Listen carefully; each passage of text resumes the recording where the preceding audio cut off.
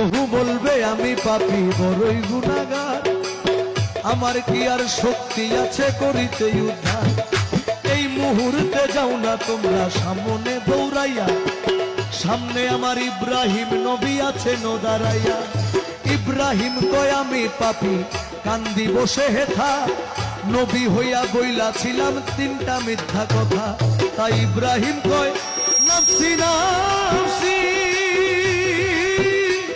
আমি নবী হইয়া মিথ্যা কইছি গো, আমি অপরাধী হইয়া গেছি, পারবো না সেই কারণে কঠিন দিনে আমার নবী জীবনে নাই কোনো বন্ধু গো, নাই দরদি নাই কঠিন দিনে আমার নবী জীবনে।